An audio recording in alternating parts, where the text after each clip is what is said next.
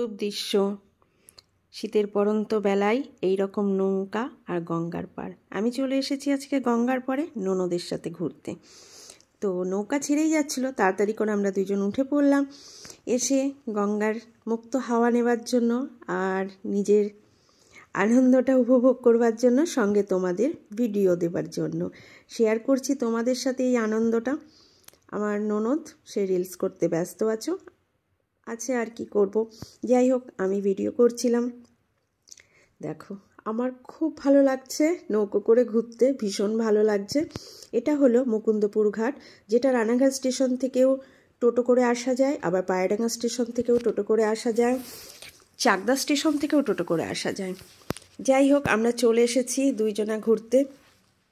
শীতের এই পড়ন্ত বেলায় হালকা হালকা রোদ্দুর, খুব ভালো লাগছে, কিন্তু আমি সূর্যের আলোতে ঠিক দেখতে পাচ্ছিলাম না বলে সানগ্লাসটা পরে নিলাম। তো বন্ধুরা, আমার মতন কি এরকম তোমরাও ঘুরতে ভালোবাসো? আমি কিন্তু ভীষণ ঘুরতে ভালোবাসি।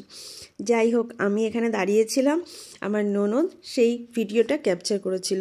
আমাকে আজকে কেমন লাগছে? নীলপরি নীলপরি লাগছে? না না, যাই হোক ঘোরা কমপ্লিট। আর আমি তো নেমে পড়েছি, আমার ননদ নামতে পারছে না, নেমে গেছে।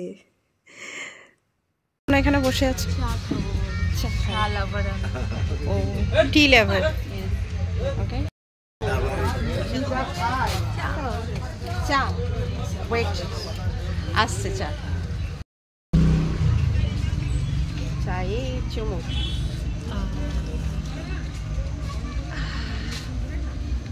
চাটা মেজাজটা ঠিক করে দিল একদম, হ্যাঁ দারুণ। চাটা খাওয়ার পরে মেজাজটা আমার ফুরফুরে হয়ে গেল। চায়ের কাপটা নিয়ে, কাপ নয় থুড়ি খড়িটা নিয়ে, মাটির খড়িতে চা খেতে ভীষণ ভালো লাগে। আর শীতকালে তো এরকম জায়গায় আরও সুন্দর লাগবে। চায়ের খড়িটা নিয়ে আমি দূর থেকে গঙ্গার দৃশ্যটা দেখলাম। চা খাওয়া হয়ে গেছে, চলে এসেছি পাশেই একটা মন্দির, যে মন্দিরটা না আসলে আজকের ঘোরাটা অসম্পূর্ণ থেকে যাবে। তোমরাও কিন্তু অবশ্যই ঘুরতে এসো, তোমাদেরকে বলে দিয়েছি কোথা দিয়ে আসা যায় এই মন্দিরে এবং এই গঙ্গার ঘাটে, অবশ্যই কিন্তু আসবে। মন্দিরটাতে দুটো মন্দির আছে এখানে, একটা হচ্ছে লোকনাথ বাবার মন্দির, বাঁদিকে দেখতে পাচ্ছ এটা লোকনাথ বাবার মন্দির, এই বড় মন্দিরটা। আর এই ছোট মন্দিরটা হলো আমাদের মহাদেব, হর হর মহাদেব, দেবাদিদেব মহাদেব, তার মন্দির।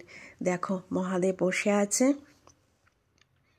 সবাই এখানে ফটোশ্যুট করতে ব্যস্ত, কারণ জায়গাটা খুব সুন্দর, খুব সুন্দর। মন্দিরগুলো তো আরও সুন্দর। আমি লোকনাথ বাবার মন্দিরে যাচ্ছি, লোকনাথ বাবাকে একটু দর্শন না করলে হয়? জয় বাবা লোকনাথ। চলো তোমরাও দর্শন করবে আমার সাথে এই মন্দিরটাতে লোকনাথ বাবাকে, মনটা শান্তি হয়ে যায় এই মন্দিরে আসলে। জয় বাবা লোকনাথ, জয় বাবা লোকনাথ। তোমার অপার করুণায় আমরা এই পৃথিবীতে সুখে শান্তিতে আছি। সবাইকে ভালো রেখো, সুস্থ রেখো। পণ্ডিত মশাই এখানে বসে আছে, সবার পরিবারকে সুস্থ রেখো। দেখো এখানকার ভিউটা কত সুন্দর। চলো তোমাদের মন্দিরের চারিপাশটা ঘুরিয়ে দেখাই, খুব সুন্দর। এর পাশেই দেখলাম একটা পিকনিক করার জায়গা, যেখানে ঘিরে দিয়েছে, ওখানে নাকি পিকনিক হয়, তবে খুবই সুন্দরভাবে ব্যবস্থা নিয়েছে।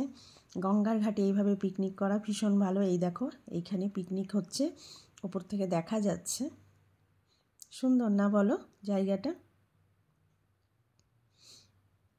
তোমাদের কেমন লাগছে এই মন্দিরটা? মন্দিরটা পুরো সাদা, ভীষণ সুন্দর লাগে এই মন্দিরটা। দেখো সবাই কিন্তু হাতে ক্যামেরা রেখেছে, মানে ফোন ক্যামেরা তো আছেই। যে শিব মন্দিরটা আমি নিচের থেকে দেখেছিলাম, সেই শিব মন্দিরটা ওপর থেকেও দেখো কত সুন্দর লাগছে। যেহেতু সন্ধ্যা হয়ে আসছে, লাইটগুলো আস্তে আস্তে জ্বলে উঠছে।